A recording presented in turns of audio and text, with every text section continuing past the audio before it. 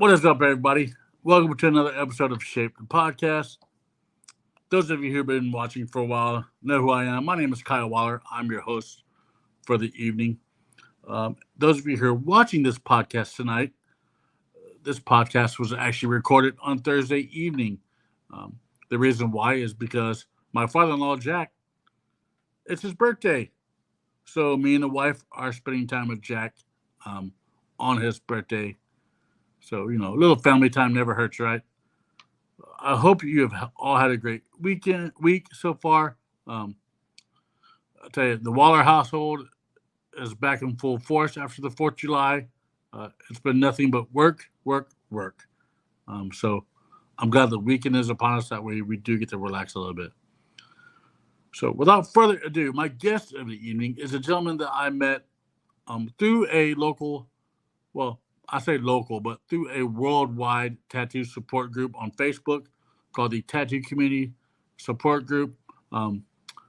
We met on that group, which is monitored, admin by a guy by the name of Robbie Rapole. One of these days, Robbie will be my guest on the podcast, but his schedule is so crazy. But if you want to check him out, just go to Facebook, Robbie Rapole. Or you can look back at old episodes of Ink Matcher because he was on there.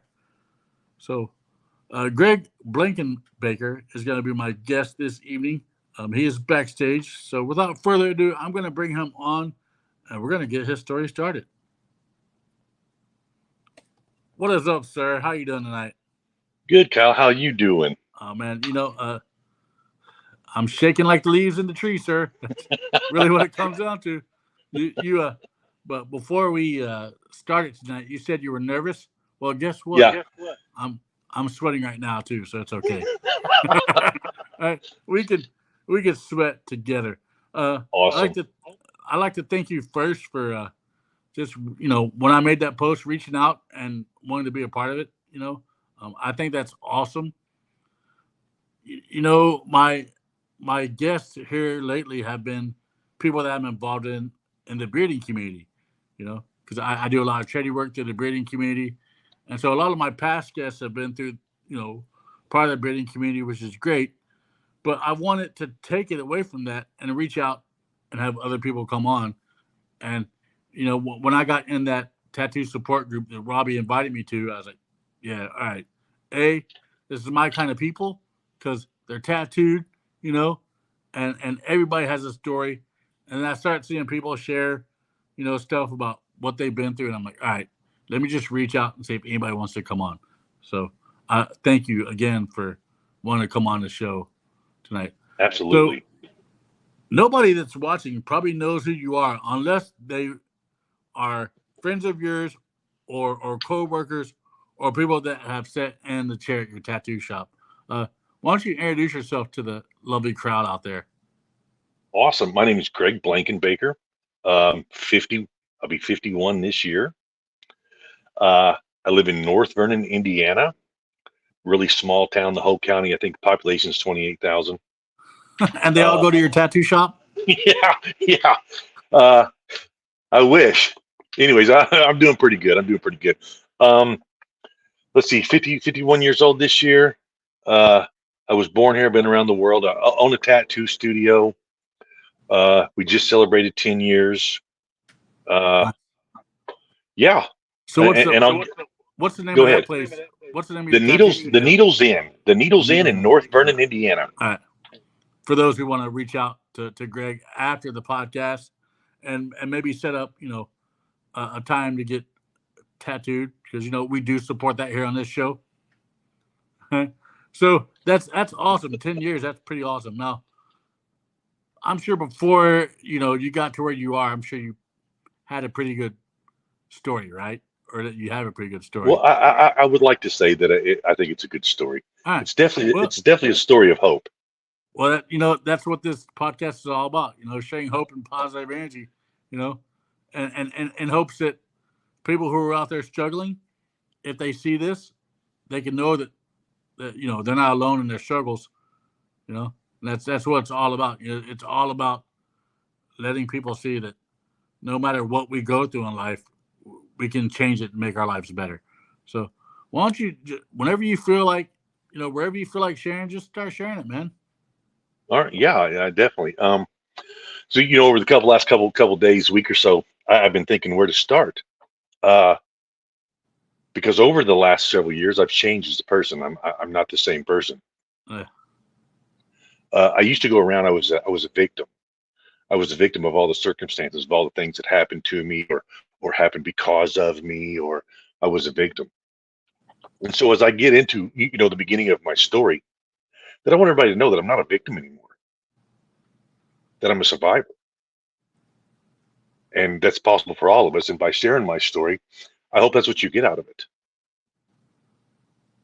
Um, and like I said, when I used to tell some of this story, the beginning of the story, again, I used to tell it in a victim's mindset. mm-hmm. Woe is me, poor me, have sympathy and pity on little old me. Yeah. But now that I'm not that victim, that I'm a survivor, telling this story is awkward, and it's crazy because I've told bits and pieces of it, throughout my life. Mm-hmm. But now with the mindset, it's awkward because I don't want you to have pity on me. I don't want you to be sorry for me. Yeah. what I what I want you to see is how it's changed my life, how it's made me strong. Damn it, man. So, anyways, let's start. My mom It's all married. good. I totally understand, man. It's I used to be that person. I used to be that same guy, man. I was the victim in everything, and I never really wanted to see really my part in it all until yeah. It took quite a few years for me to have that wake up call and be like, you know what? Not all this is everybody's fault.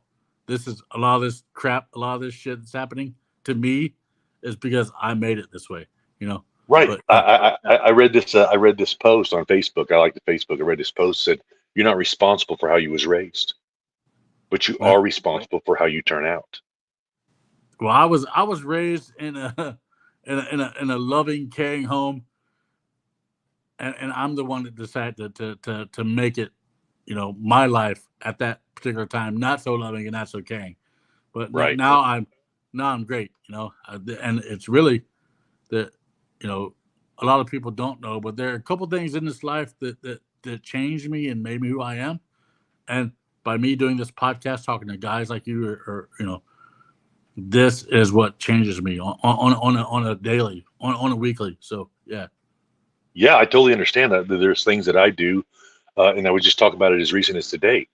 I try to grow every day. I try to rebuild, and I don't really want to use the word rebuild, but I try to be the better person today than I was yesterday. I'm constantly shedding the old skin and stepping into my new and true self. Yeah.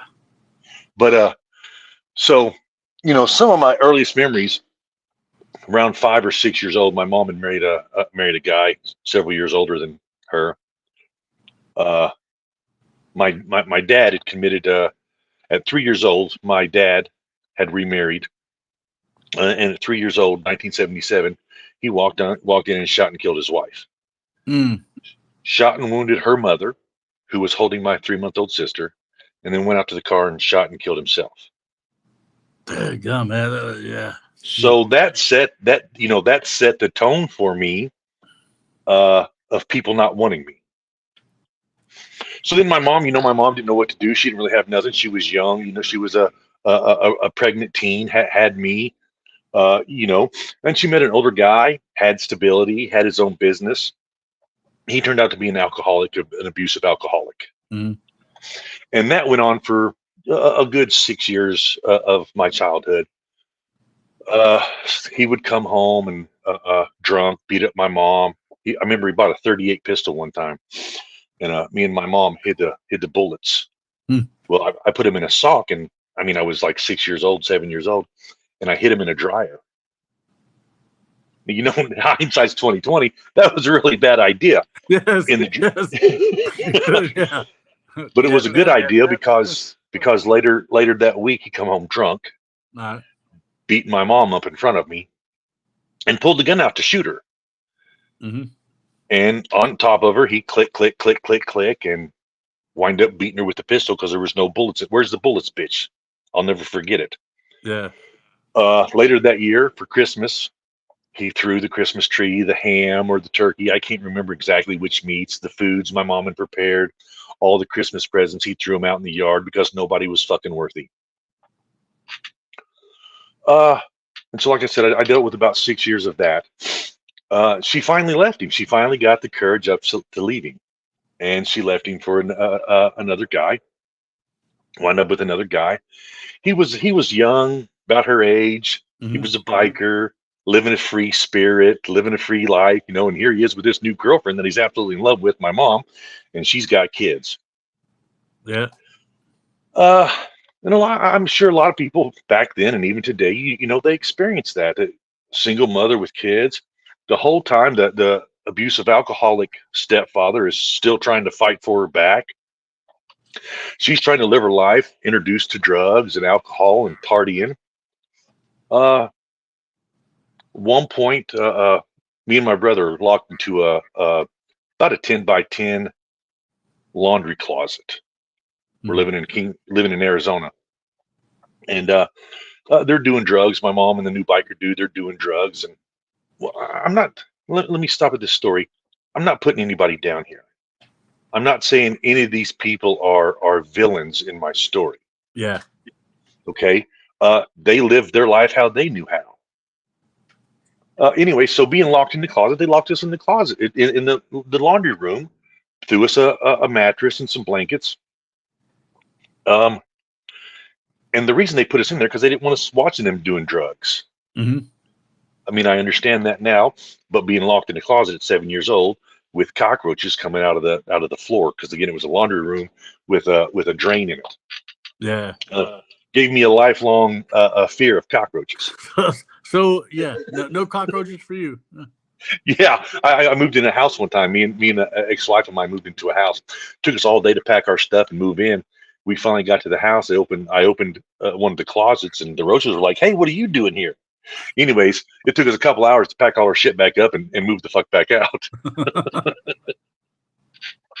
So, anyways, then we bounced back and forth from custody because my mom had a son with a abusive alcoholic, and so he wound up taking custody. There was a big custody battle, and he wound up taking custody of us and moving us back to Indiana, where we're from. Uh, and he would say shit like, your mom doesn't want you. Your mom's more interested in partying. Yeah. And again, here we go again. People don't want me. Uh, about 3 years, she finally moved back to Indiana and fought for custody. And, the judge said, I asked the judge, I can't remember my age, 12 years old. I asked the judge, whatever you do, don't split us up. Talking about me and my brother. That was my best friend. And he said, oh, I promise I won't split you up. We get back to the court, and he gives custody of my little brother to his dad, the abusive alcoholic, and gives custody of me to my mom. And so we're split up. My mom's still using drugs. My mom's still drinking. The new stepdad, the biker, he was a little jealous. Jealous And because you were there. no, jealous of my mom. Jealous of my mom. I guess people knew her, because we'd moved back to Indiana, and that's where she was from, and he was from California, Arizona, Mm. and the partying and the jealousy and the partying and the more partying, and anyways, I wound up running away. I wound up using drugs. I started doing acid. I think around 13 years old. Next thing you know, I'm in a foster home. Next thing you know, I'm in a rehab. Mm. And I'm kicked out of school. I'm kicked out of school again. And this happens, all for doing drugs or just like yeah, for doing drugs. Yeah, for doing drugs. I hadn't. Me and my mom wind up. So she was such an alcoholic. My brother would come on the weekend, every other weekend. Mm-hmm. Well, she'd be at the bar, and it got to me. Here, my brother's here. Don't you care Yeah. about any of us? So one night, 13 or 14 years old, before the rehab, before the foster care, I went to the bar where she was and stood at the bar door, and I pointed, and somebody got her attention, and me and my mom fist fought, threw each other around. Uh, it was the town square where I'm from, there in Scottsburg, Indiana, Mm-hmm. and we threw each other around the square. Finally, we got stopped. People broke us up, and they took us both to jail. Mm. I don't think they arrested either one of us, but I think that's what started my foster care. And Mm-hmm. during foster care, they found out that I'm smoking pot, doing acid, drinking when I could drink. Um, Met a girl, wound up skipping school for 30 days. Every day we was drinking. We'd start the day off with a case of beer and a pint of vodka. Jeez. That's a lot for a 13, A 14 14 year year old, old. yeah, that's a lot. And I'm just gonna say, man. Uh, well, uh, and now that I think back about it, I don't even know where we got it or who was buying it for us. But that's how. but at that age, it didn't matter where you got it from. You got it, and that's all that mattered. You know. Right. When I moved back, so the 3 years with the abusive alcoholic stepfather, and at this time he tried to change. He tried to stop drinking and tried to be a better guy. And during that time with him, it was about good grades and playing sports and doing good in school. Mm-hmm. And I was pretty athletic when I was a kid. Well, when I moved back in with my mom, poverty, like we would eat the potato soup three times, the same potato soup 3 times in a week. Mm. Uh, couldn't buy a pair of shoes to play basketball. Wound up getting ridiculed and kicked off the basketball team. Again, nobody wanted me because I didn't have the proper equipment or the proper time. My mom and the new stepdad had kids. Uh, I would wind up babysitting, missing school while they were out partying or hungover, drunk, and passed out. And like I said, this went on from 12 to 14, 11 to 14. Mm. Uh, got kicked off the basketball team. Didn't want to go to school. Fuck it. Nobody wants me.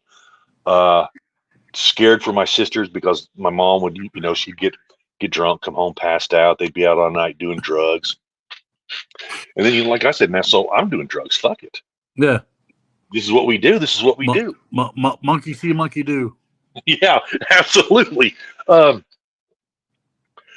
I started acting out. I had the fight with my mom, got arrested. I don't really call it arrested because, Mm-hmm. I just sat there in the police station. Yeah. I'm Um, surprised that they didn't look at it as child endangerment. yeah, see, I think maybe she got probation too, but I know that's what started the foster care for me. And then in the foster care, they realized, oh, Greg's You doing have acid. you have more problems than what we thought. Yeah. Yeah. And so they sent me to the rehab, and I think I was there for like 6 months. So I'm probably around 15 years old. Uh-huh. Yeah, because at 16 I ran away.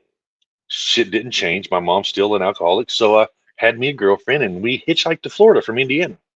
Oh wow. I lived on the beach for a month. Um, I think at this point I'm about to turn 17. Mm-hmm. Uh, well, we wind up coming back to Indiana, hitchhiked to Knoxville, went to one of those safe places. And again, it wasn't no big deal because nobody wanted me. I mean, I took off at 16 going on 17. Nobody wanted me. Yeah. Nobody was out there looking for you. Yeah, it was no big freaking deal, man. So I get back. I'm trying to keep my timeline straight here because sometimes it's back and forth, back and forth. Hey, How that's what how happens. life went. That's what happens when we get older too. I'm just gonna let you know that. Yeah, Right? I've noticed that.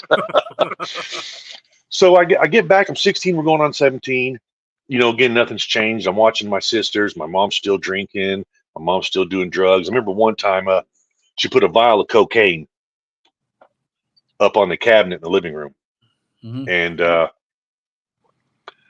everybody woke up that morning. My mom losing her shit because my 6-year-old little sister, 5-year-old little sister had got the vial of cocaine and it was all over the floor. Oh wow. And I remember my mom was equally freaking out about not having the cocaine as she was my sister being in the cocaine. That tells you she didn't. She only cared about one thing. Well, drugs do that. Again, if That's true. there's people who know me and listen to this podcast, I'm not putting my mom down. Yeah. I'm not, again, she's not a demon in my story. She's not a villain in my story. She had a hard life as well. Yeah. All right. So I just want to make that clear. But the fact is, this is the shit that happened in my life. This is the shit that shaped me. This is what made me who I am. Yeah. Yeah. So, that's what I dealt with. So finally, man, how the fuck do I get out of here? I ran away. I've been to rehab. She's not going to fucking change. This is not the life I want. Yeah. And I just keep feeling more and more and more. At one point when I lived with the alcoholic abusive stepdad, I wanted to play basketball for Bobby Knight. That was I wanted to fly a fucking jet plane for the military or play basketball for Bobby Knight. Yes, I mean, growing up in Indiana, it's the Indiana Hoosiers and Bobby Knight. Yeah, That was a fucking thing. Yeah, yeah.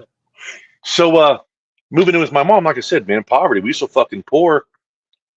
Well, let me go back to when we was in Arizona real quick. It was so bad that I remember the 6 or 7 police cars pulling us over because my mom on the 3rd of the month, 4th of the month, was going mailbox to mailbox looking for Social Security checks. Yeah. And again, that's shit I was taught in my life. We were never going to be successful. We were all going to be fucking dirt fucking poor. So moving back in with my mom, here we are again. We're just fucking poor. Mm-hmm. Can't afford basketball shoes. Can't afford new clothes. Got to have hand-me-downs. So back to, I'm 17 years old. Shit's not changing. I'm going to go to the Army. That's what the fuck I'm going to do. I'm going to get the fuck out of this town. I'm going to go to the Army. Yeah. My mom said, no, you're not. You're 17. You can wait till you're 18. Well, there was a local judge, and he kind of knew my story. Mm-hmm. And so I went and asked him and said, Judge Clefford, I want to be emancipated so I can go to the Army. Yeah. In 6 months, I'll be 18, but I want to go now. The judge emancipated me. I went down to the local recruiter's office, signed up to the Army. The moment I turned 18, I shipped off to Fort Benning, Georgia. Hardest thing. Infantry. Yeah. 11 Bravo. I remember that recruiter. He suckered me right into it too. I wanted to be, I think it was a 69 Charlie or 69 Bravo, which was a mechanic, mm-hmm. A heavy equipment mechanic, something I could do in the real world. And he said, well, 11 Bravo goes, 11 Charlie, 11 Bravo ships out now. Anyway, so he got me there. And I thought I did it. I finally got out of this fucking town. I finally got out of this toxic fucking relationship with my fucking parents. I'm fucking scot-free, man. Yeah. And so I went through basic. I went through AIT. Some things happened. And President Bush, a lot of people know this, a lot of people don't. Papa Bush done a military cutback mm-hmm. in 93, and he wanted to go more mechanized and less troops. And again, I was a victim. I was a victim of that. I got an uncharacterized discharge. Nothing that I did. Mm. And I was just discharged. And there again in my life, proof that nobody fucking wants me. Yeah. So I got out of the fucking Army. I spent 6 months and a day. I was released with an uncharacterized discharge. So I get out. I have nothing to fucking do. But I know how to use a gun. I know how to be sneaky. Yeah, because that's what they teach you in the military. So 32 armed robberies later. Wow. And I guess I could talk about it all now because the statute of limitations is for sure over. Yeah. I got back to Indiana out of the Army. My buddy's dad had a gun store. We robbed his gun store and we took off. We took off down to Florida, around Florida, up Florida, through South Carolina, robbing. And like I said, I robbed 32 establishments, gas stations, hotels. I mean, fuck it. You know what I mean? Nobody wanted me. It didn't fucking matter. Yeah. I've ran away. Nobody cared. I've been in a rehab. Nobody cared.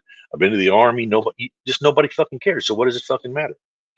Doing drugs. I was snorting mini thins, smoking mini thins, done my first crack cocaine in Miami.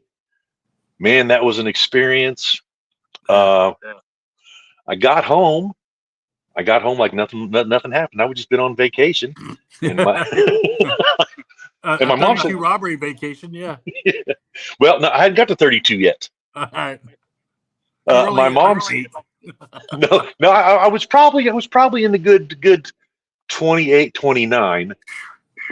And I got home, and my mom said, "The cops in Florida are looking for you." I was like, "For what?" And she was like, "Robbery." I was like, "Oh, well, I'll go talk to him right now." And me and my buddy took off, and we made it as far as what was the name of that place in Kansas where I was arrested? I was arrested for armed robbery and aggravated kidnapping. Jeez. And so the first time I went to jail, I went for 4.5 years. Mm-hmm. I guess I got a little lucky, so I got arrested in Kansas. Aggravated kidnapping carries 15 to life, and that was my original sentence. Being a 19-year-old in a maximum security prison was fucking terrifying. Yeah. I, Probably I, eye I got opening. well, I got my nose broke 3 times. Anyways, then Kansas done this shit where they something with the sentencing, and they were doing some stuff with the sentencing, lower people's sentencing because of overcrowding. Well, that's when Florida decided they wanted me for those crimes my mom was talking about. Well, the state of Kansas completely released all charges to Florida. Again, in Florida, I got 4.5 years.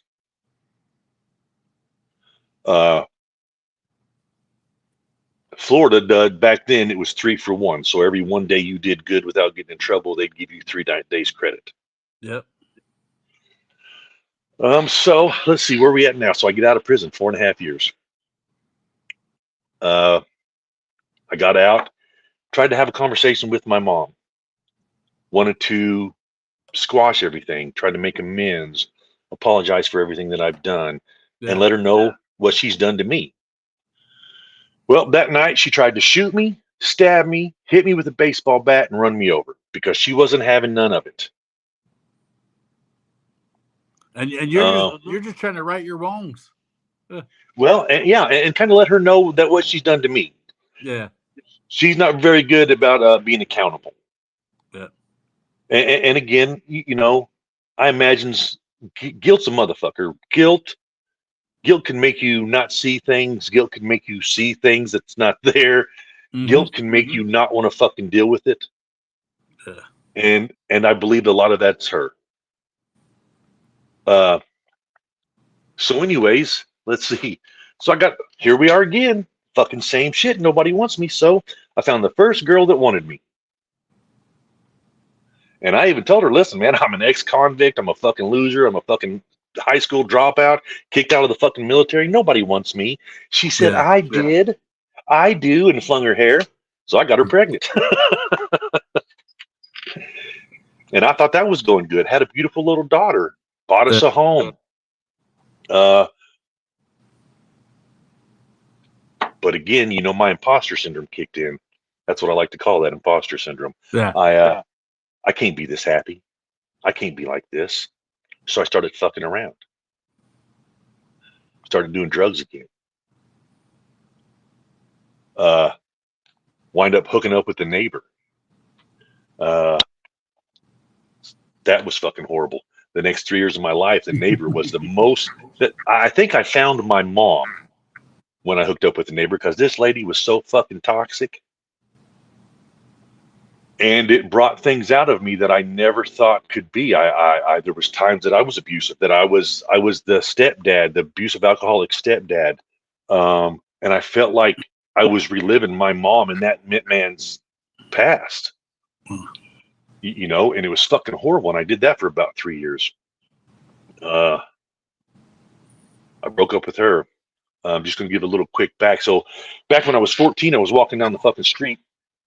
And remember, I told you I drank every day for 30 days. Well, I was walking down the street, and this girl opened the door and said, "Hey, ain't you Greg?"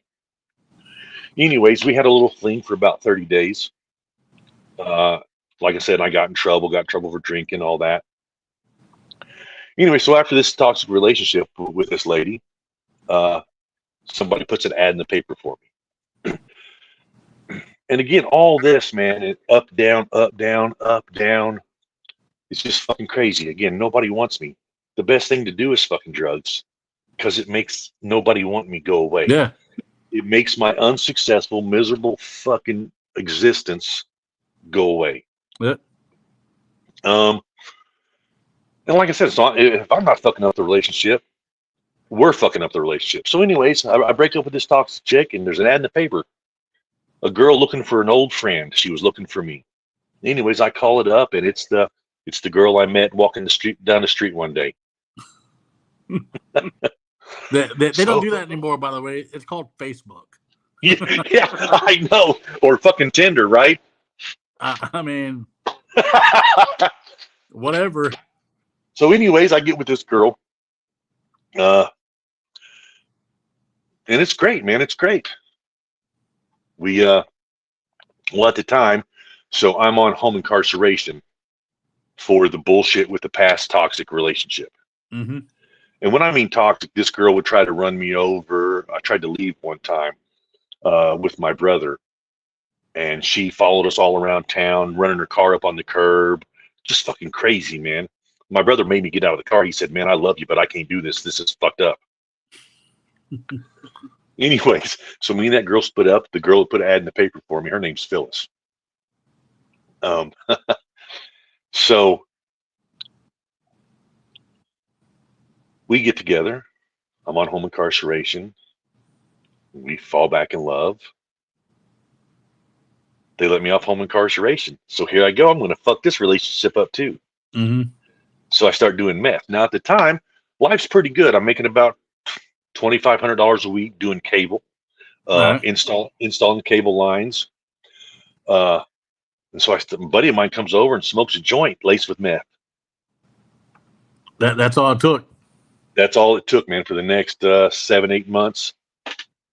That's what my life was consumed of, man. I lost my job. I lost my new home, lost my new car. I'm running around in a beater. Got me a fucking meth pipe, trying to tell my kids, "Oh, we're doing good, man. We got this new car." You know. They could fall apart at any moment. Yeah. yeah, exactly. And anyways, one thing led to another, and I go to jail.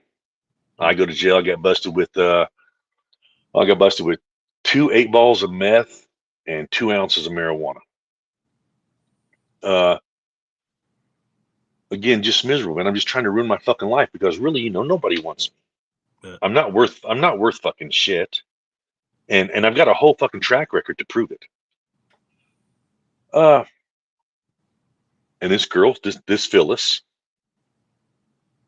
she tells me that I am worth it. That she knows I fucked up. I even got her using meth. Yeah. Her family and friends are all mad. You don't need to be around that guy. He's got you doing fucking drugs. Anyway, she sticks with me through it.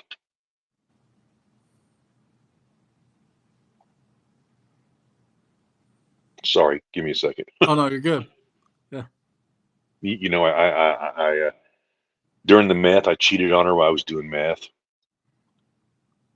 But she believed in me. She believed in me that there was more to it. And like I said, I tried to fuck that up. So I wound up getting probation for the meth, for the possession of meth. I wound up getting probation. We moved from the town that we're in after I get off probation, so I could get away from that. Mm-hmm. I asked her to marry me.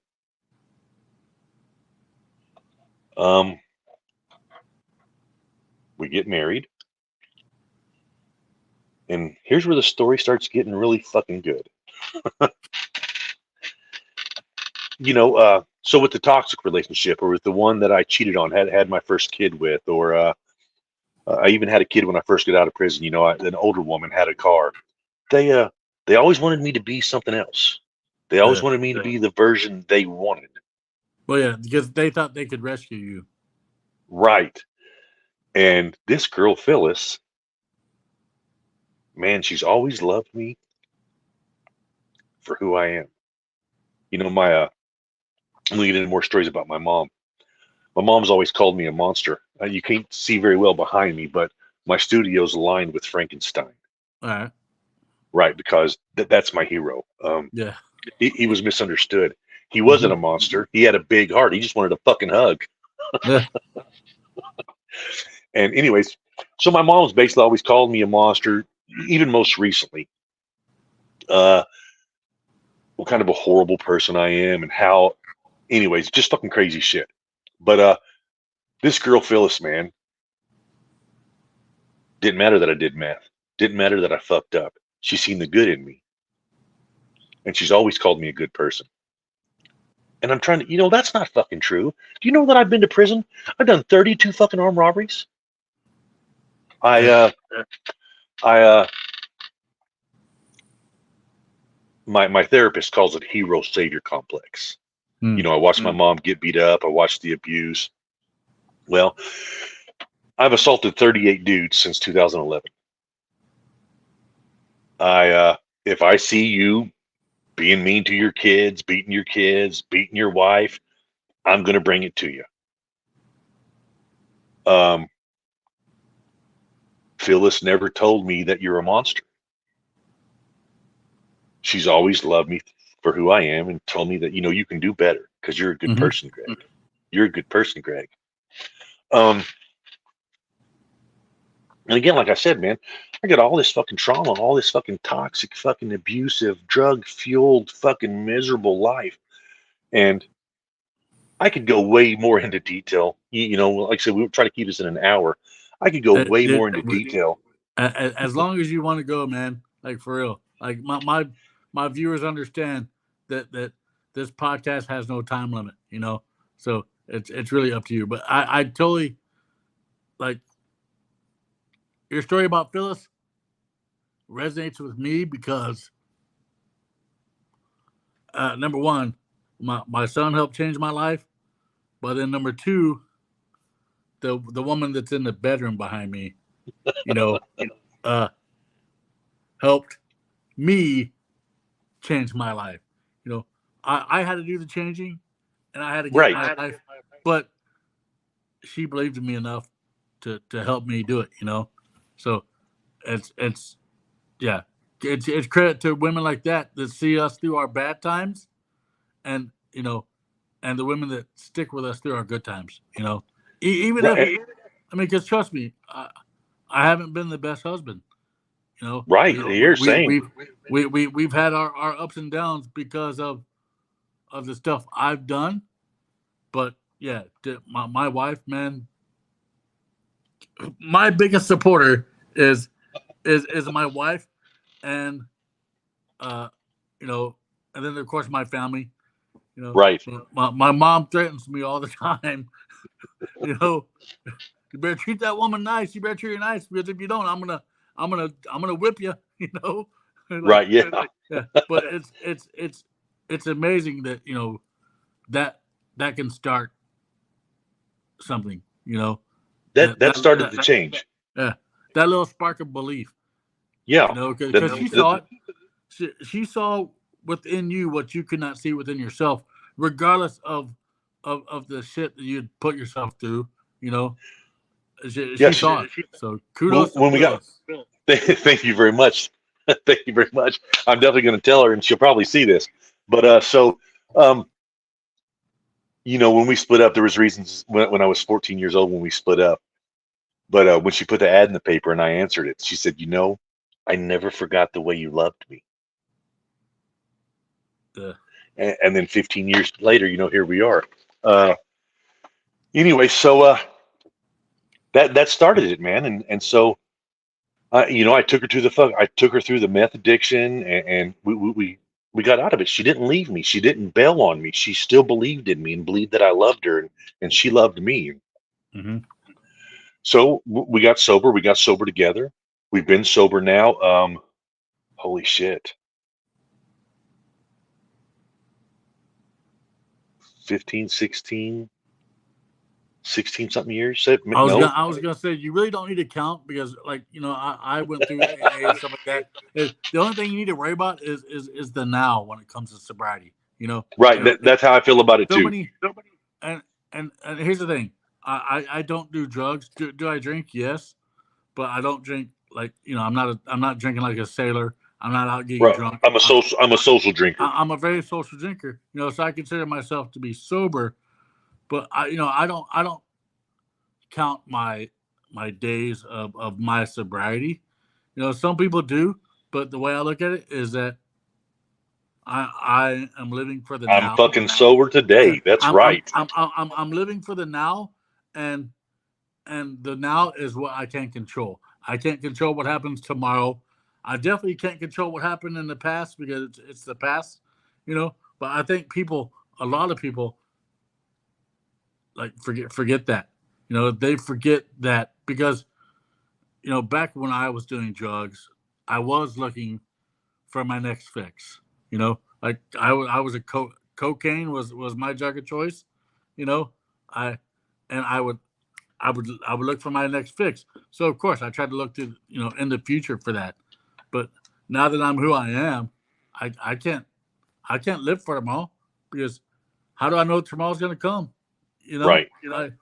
a lot of people forget that you have to live for the moment.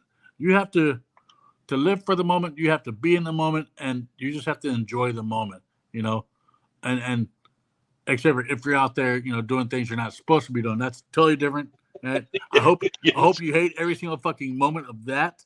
All right. But if you're doing the right thing, and enjoy the moment, So yeah, Yeah. years don't matter because you're sober today. You know. Right. And that's exactly how I feel too. That's why I don't have it. I don't know when I got sober. I Uh, just know that I am. And I know that she is. And I know that she's beautiful. And I know that she loves me for who I am. uh, And and so that's what started my transformation. Look at everything that I've done. Look at everything that I've done, caused pain for, and she still loves me. And she still says, Greg, you're a good guy. You've got a good heart. And that started to change. So 10 years ago, we opened a tattoo studio. nice. Took a loan from a friend, paid him back pretty fast. Uh, but it started to get mundane. I wasn't doing the stuff that I wanted because I was scared. Yeah. I had all this past. I know poverty. I know how to eat potato soup 3 times in a Yeah. week. You don't know how to live the right way. Uh, Exactly. So we built up a little nest egg. Wasn't very much, uh, but we were doing it. But I was getting mundane. I was doing infinity signs. I was doing anchor silhouettes yeah. and birds flying out of feathers I was and like, were you doing this? Were you doing swallows? yeah. No, I'd Were have chose to do that. No, they were just silhouettes, little bitty were, silhouettes. were you doing stars? Because Yeah, I hear stars are the thing now. I hear everybody wants the yeah. stars. I, And I wasn't having any fun doing what I loved. yeah. Let me take you back. The biker stepdad was a tattoo artist, Mm, and that's what got me into tattooing, and it's something that I've loved since 14. A lot of stuff, both good and bad, shaped my life around the ages of 13 to 15. yeah. Tattooing was one of them. Anyways, and I was ready to quit tattooing. I didn't want it. It wasn't fun no more. Mm, And that's one of the things that I was just going to do it on the side. hmm Uh, and then a fella come along, basically a business coach, and he helped me with all the things, all the limited beliefs I had, all the self doubt that I had, and then all the things that I wanted to start doing in life started really happening. Yeah. Again, it started with my wife. It started with my wife believing in me. And then that turned into me believing in me. And it took me a little bit of time. It took me a little bit of money. Yeah. And fuck, all the things that I was afraid of, all the things. So people tell me, Greg, you've got a great voice. You should do some voice acting. Yeah, I mean, yeah, you do. I'm not gonna lie. I would I And would listen to you do some voice acting, some voiceovers. You know. well, I'll have to send you some because currently today, not only am I a tattoo artist, All right. a tattoo shop owner, I'm also a voice actor. Nice. Right.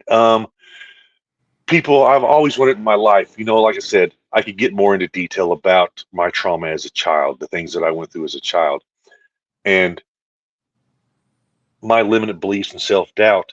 I want to help people, man. Yeah. And I never thought I could because, man, I done drugs. How am I gonna? Oh, I smoked fucking pot. Oh, I did this. I've been to fucking prison. How am I gonna help people? Nobody wants to listen to that. Nobody's gonna give me a fucking chance. You're helping people right now. And now I'm a life coach. Yeah.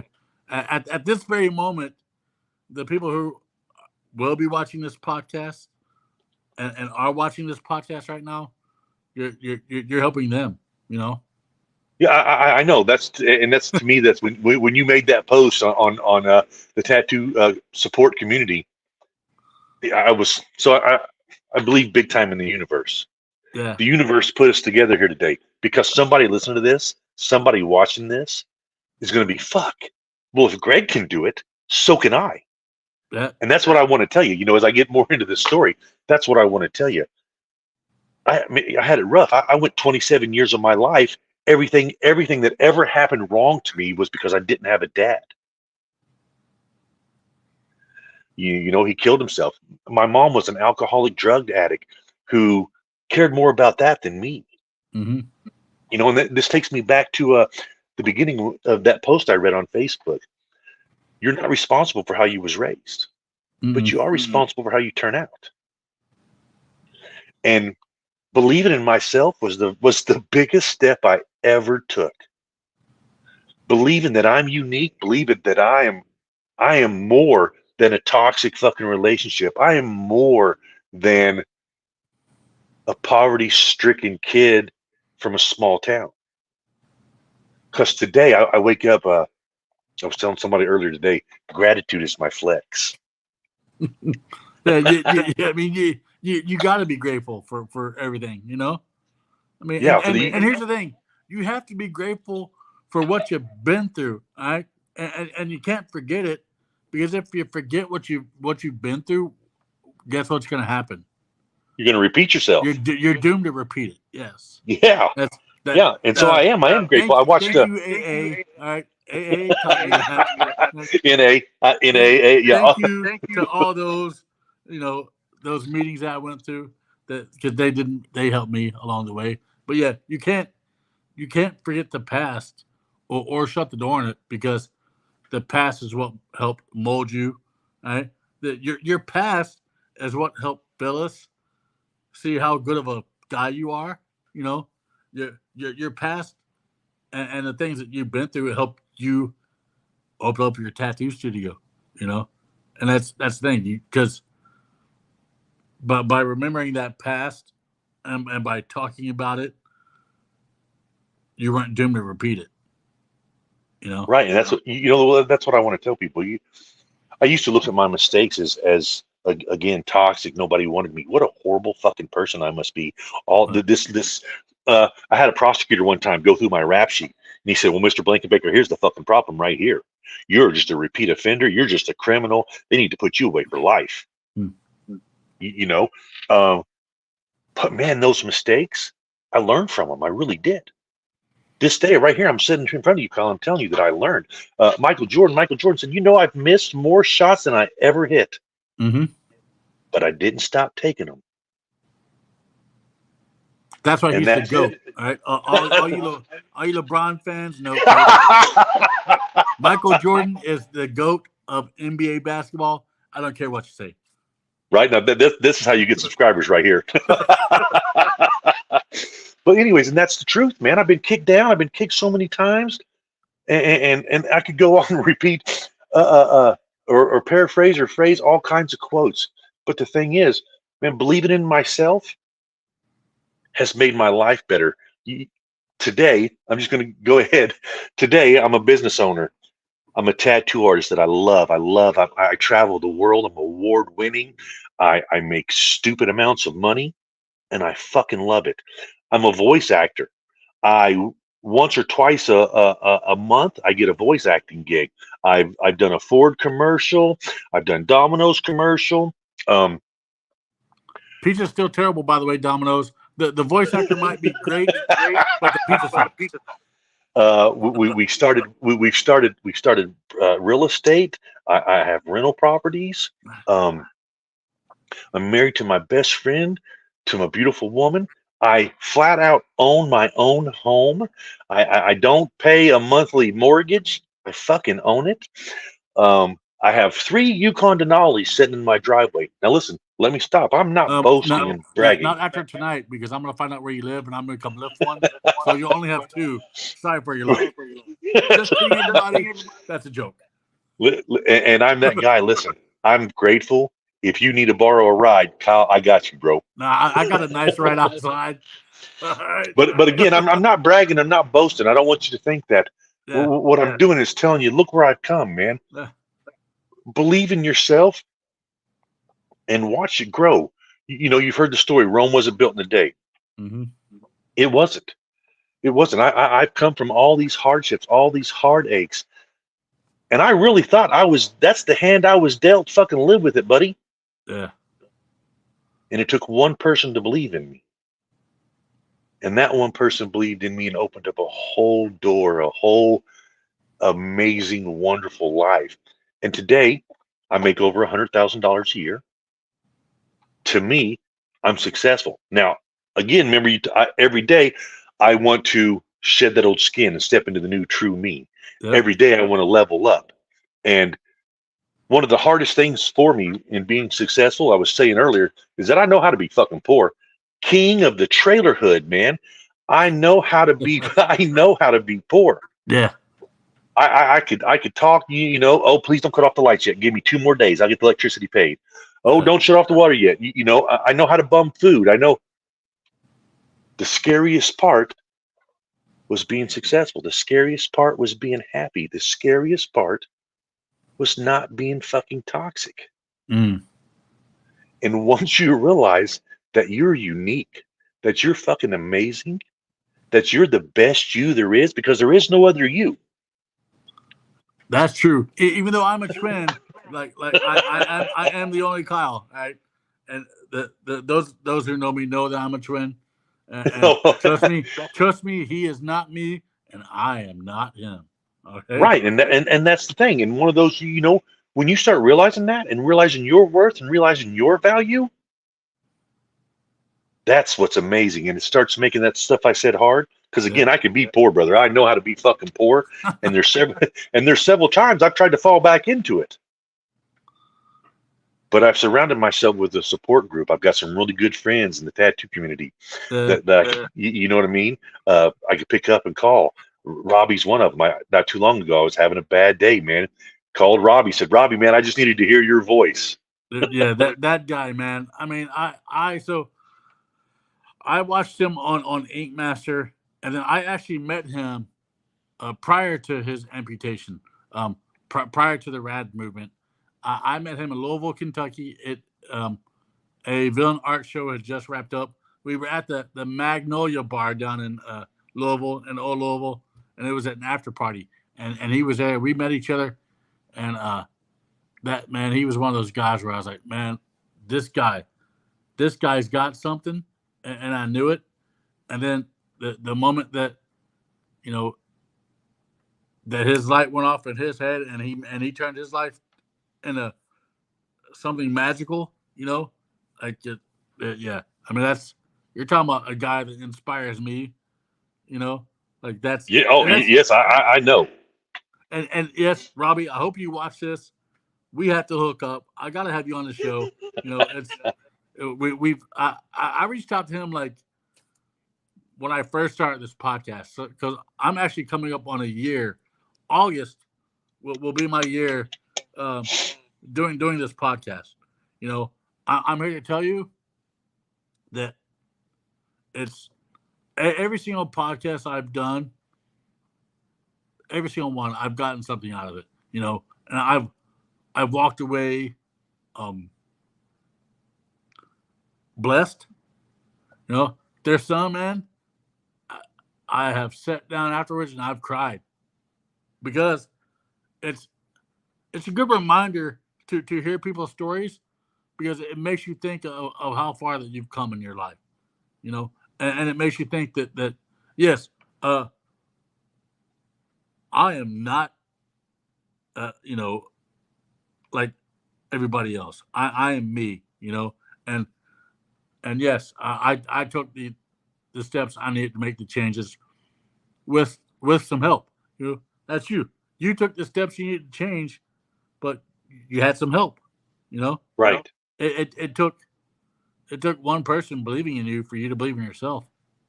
You know, and it's yeah, days are hard. I get it. Days are hard. Days suck. There are certain days when I don't want to go to work. I don't want to wake up. You know, and my wife will tell you the same thing. You know, but I do it. You know, I'm like you. I do it because I enjoy life. You know, and I I do it because I'm able to go to work and I'm able to talk about this podcast that I do. You know, I'm Right. able to tell people, yeah, I do this mental health based podcast. It's all about sharing hope and positive encouragement. You know, for people who've been through there. You know, like the job that I have now. At my interview, I talked about this podcast, and I could tell during that interview that I was touching the people I was interviewing with because they told me that it's an awesome thing, and maybe one day they'll watch it, you know. But yeah, it, I commend you for you never gave up, so to speak. You tried to give up, right? You tried to give up, right? But here's the thing: that something kept on guiding you along. You know, I'm not a religious person, um, but I believe that there is something out there way greater than I am that has Agreed. that has kept me on this earth as long as it has. You know, so that's the thing with you, man. It yeah, even Well, though you listen, try even though you try to give up, guess what? Whoever it was, even if it's the angel Phyllis, you know, yeah, that's there's well, like I always said, that. it's the universe, man. It's the universe. Yeah, It's I struggle too. I'm not really religious. Don't really believe in all that. Um, but I do believe in the universe. I do believe that our paths cross today for a reason. There's yeah, somebody out here who's going to listen to this, who's going to get value from this, and reach out to me. Friday tomorrow when this post, uh, I'm going to do a Q&A. Let people get to know more about me, and if you want to dig deeper and know how I changed my life and how I've come to a level that I feel successful.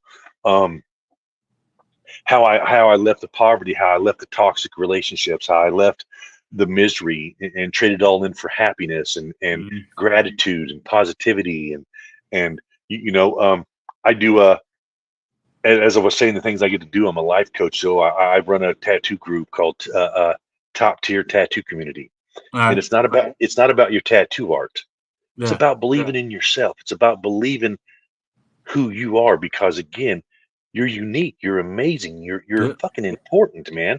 And I want everybody to know that. I asked a question the other day. Are you living life or are you just waiting around to die? yeah. I saw that, and I saw some of the responses, and I was like, wow, man, like some of these people said that they're waiting around to die, and here's the thing, yes, the moment that we are born is the moment that we start dying. And unfortunately, death is inevitable. But my thing is, I'll my body might die, but my spirit will never die because it's always going to be in the memories of people.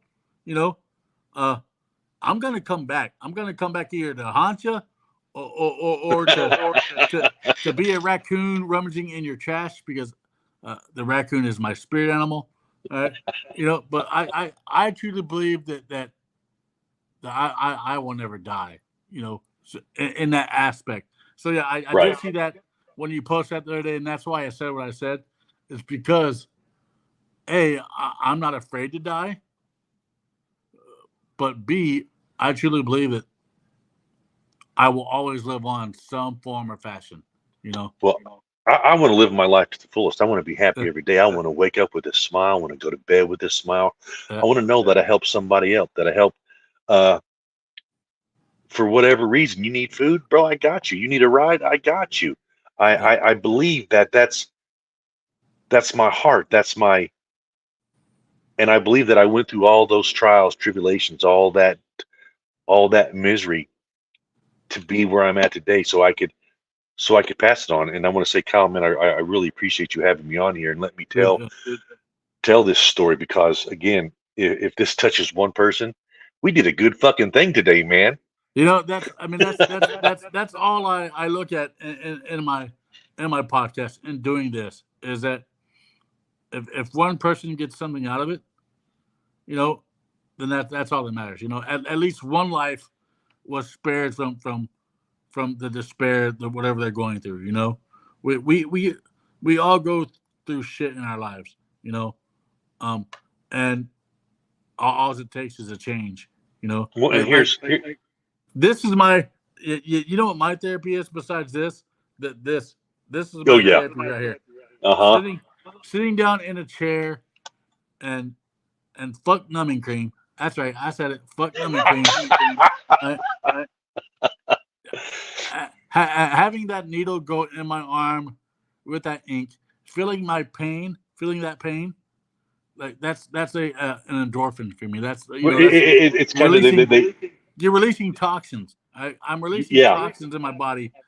Even though there's some people out there that say that you're putting toxins in your body when you get tattooed, you're wrong. All right, right. but It's kind of like acupuncture.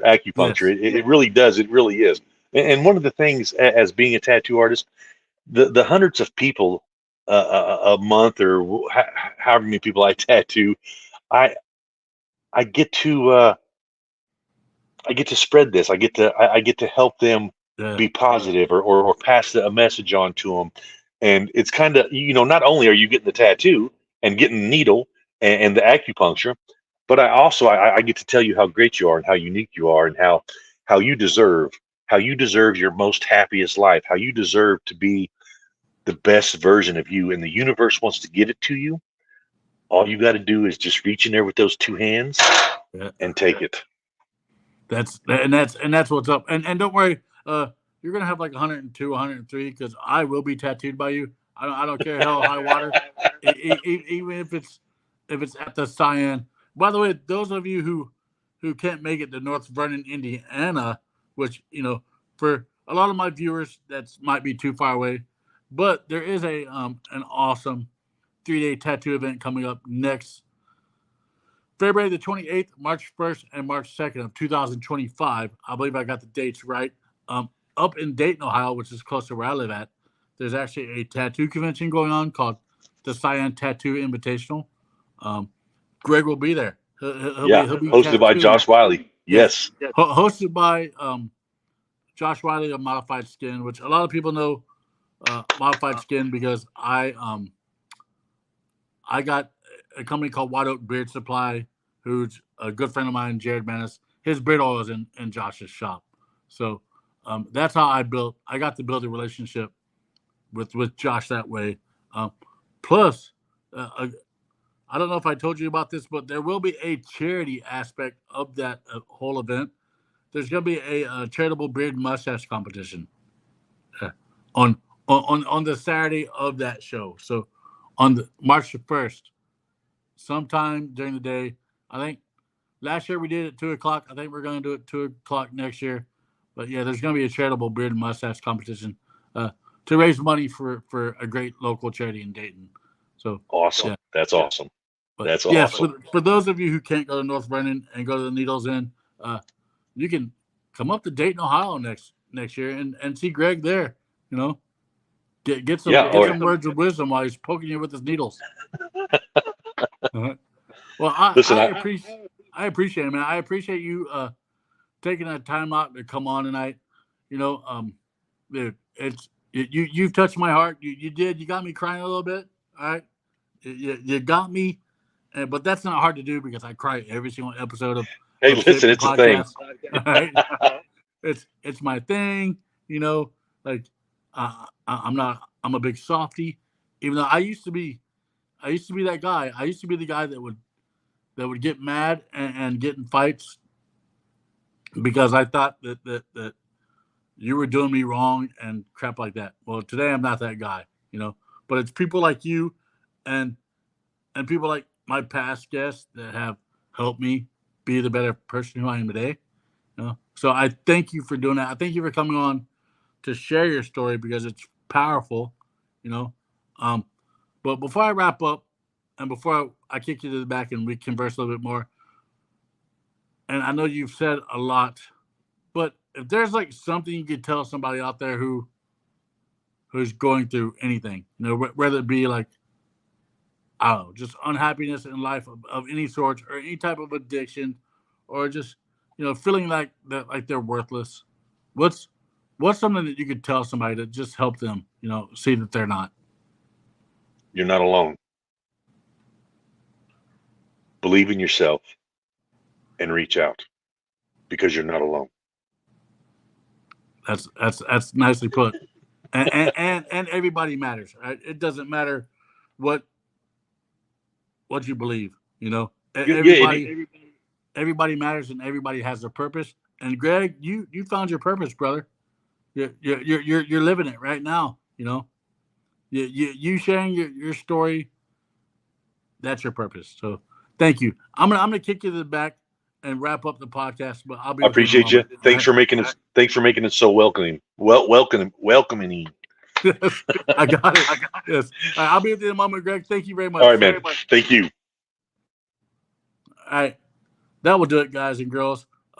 Again, if you're watching this tonight, this episode was pre-recorded on Thursday evening.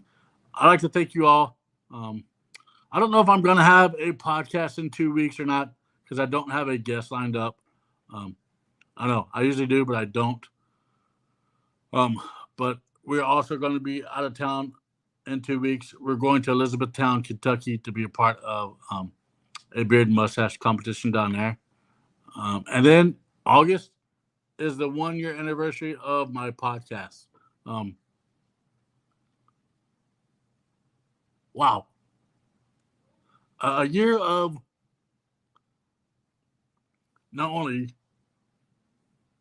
changing my life, but helping others see that they're worth it. That's a lot of changes. Now, I tried to count the other day how many podcasts I've done. And then I'm like, you know what? That number doesn't matter, because the only podcast that matters is the one that you do, the one that you did tonight. So thank you to all my viewers for that 1 year. Starting in August, though, Shape the Podcast will have a new home, and it's already created.